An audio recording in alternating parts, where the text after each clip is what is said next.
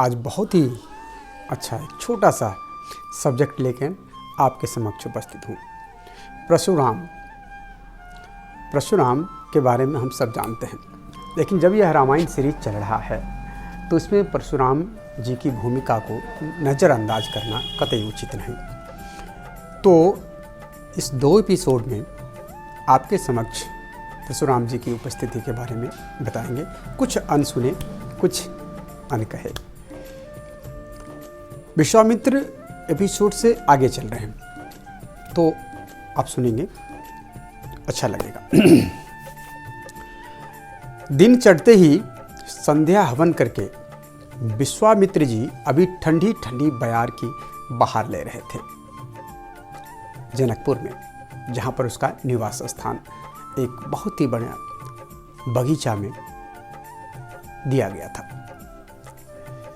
कि जैसे ही ठंडी ठंडी बयार ले रहे थे, हवा ले रहे थे, वैसे ही राजा जनक का बुलावा आ गया। झट उठकर राम लक्ष्मण को साथ लेकर जैसे ही वे जनक जी के आंगन में पहुंचे, वैसे ही जनक जी आगे बढ़कर उनकी अगवानी करने की ठान ली और आगे बढ़कर उनकी अगवानी किया। राम लक्ष्मण की बड़ी आबू भगत की और वे हाथ जोड़कर खड़े हो गए और बोले, कहिए ऋषिवर, आपकी क्या सेवा टहल करूं। विश्वामित्र जी ने राजा जनक जी से यही कहा, देखिए जनक जी, राजा दशरथ के ये दोनों सूरमा लाडले सुपुत्र राम और लक्ष्मण आपके यहाँ रखे धरोहर को देखने आया है।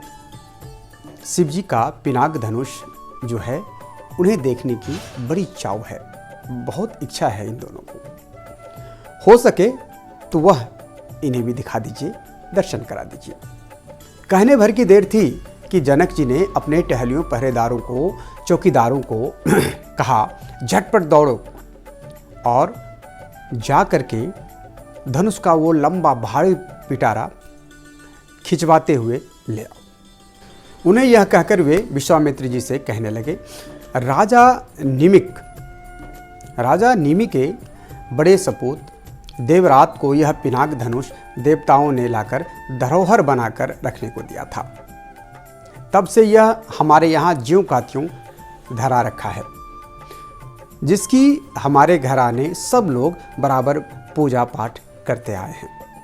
कहा जाता है कि जब भगवान शिव जी के चेलों ने दक्ष का सारा यज्ञ उजाड़ पजार कर, उठा फेंक कर, तहस नहस कर डाला था, तब शिव जी ने देवताओं से कहा, देखो यज्ञ में मुझे मेरा भाग मिलना ही चाहिए था, पर तुम लोगों ने मेरी एक न सुनी, बिना मुझसे विचार लिए वहाँ पर पहुँच गए। अब इसी धनुष से मैं तुम सब लोगों का सिर धड़ से अलग कर दूंगा। और शिव जी ने धनुष तान लिया। यह सुनकर देखकर देवताओं की नानी मर गई, उसकी घिघी बंद गई, होश उड़ गया। पता नहीं अब क्या होगा। शिव जी गुस्साए पिनाक धनुष पर बाण चढ़ाए देवता की ओर खड़े थे। देवताओं के हक्के बक्के छूट गए और उनके हाथ पांव फूले चले गए। हाथ पांव फूल गए, जैसे तैसे हाथ जोड़कर, पैर जोड़कर, लल्लो चप्पो करके झट पिघल जाने वाले शिव जी को मना लिया। शिव जी तो है ही ऐसे, आप कितने भी गुनाह कर दें, कितनी भी बात कर लें, उनके शरण में जैसे ही आप पहुँचेंगे, उस सब गुनाह को माफ़ करके वो आपको शरणागत बना लेंगे। देवताओं को माफ़ कर दिया और शिव जी मान गए। और तब शिव जी ने खुले जी से वह धनुष उठाकर देवताओं के हाथों ही सौंप दिया। देवताओं ने भी देखा कि उसकी रखवाली करते रहना हम लोगों की बस की बात तो कतई नहीं है, ये बेतुका है, हम कैसे इसकी रखवाली करेंगे। और शिव जी का आदेश भी है कि इस धनुष की रखवाली करो।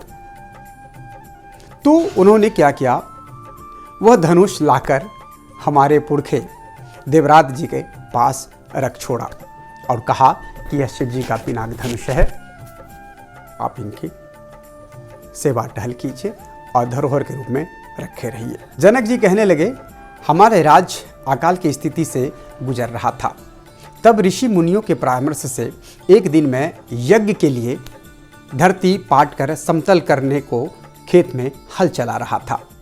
तभी उसकी फाल से टकराकर एक नन्ही सी बड़ी प्यारी बच्ची कुंडी में लेटी दिखाई दी। इसलिए मैंने उसका नाम सीता रख दिया। उसे गोद में उठाया, मुझे बहुत प्यारी लगी और मैंने उसका नाम उसी क्षण सीता रख दिया। और तभी मैंने जी में ठान लिया कि जो भी सूरमा हमारे घर रखे पिनाक धनुष को उठाएगा और उस पर डोरी यानी प्रत्यंचा चढ़ाएगा, मैं अपने इस लाडली का ब्याह उन्हीं के साथ करूंगा। पर आजकल कोई भी मायका लाल इस जगह नहीं दिख रहा है जो उस पर प्रत्यंचा तो दूर की बात उसको हिला भी सके। उसे तिल भर नहीं हिला पा रहे हैं। इससे चिढ़कर एक बार बहुत से राजा मिलकर इकट्ठे होकर गरजते हुए मिथिला पर चढ़ाए।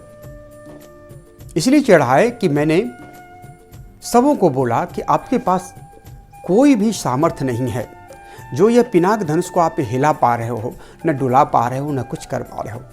तो सारे राजा हमारे जनकपुर पर चढ़ाई कर दिए धनुष को लेकर के।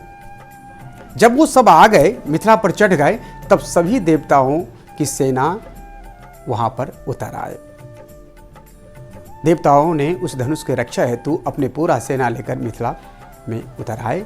जब उसे सेना को देखा, देवताओं की सेना को देखा, तो आए हुए सभी राजा हक्के बक्के रह गए और वो अपने पीछे की ओर पीठ दिखाकर सबके सब अपने यहाँ भाग खड़े हुए। ये छोटी सी कहानी जनक जी ने विश्वामित्र जी को बताया श्री राम जी के धनुष को दर्शन कराने से पहले कि दर्शन हमारे पास कैसे आया और धनुष हमारे पास कैसे आया। राम जी को भी उन्होंने ज्ञात कराया विश्वामित्र जी के माध्यम से। राम यह बात सुनकर के और उसके अंदर इच्छा जागृत हो चुका कि हम तो अब इस धनुष को और देखना ही देखना है और छूना भी है।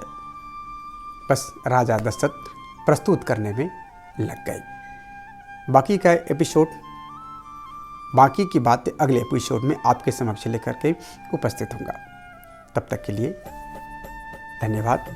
वीडियो अच्छा लगे हो तो सब्सक्राइब कीजिए, लाइक कीजिए, शेयर कीजिए ताकि और लोगों तक भी यह जानकारी पहुंचे। और अपने समीक्षा में भी पढ़ करके कमेंट से कुछ हमें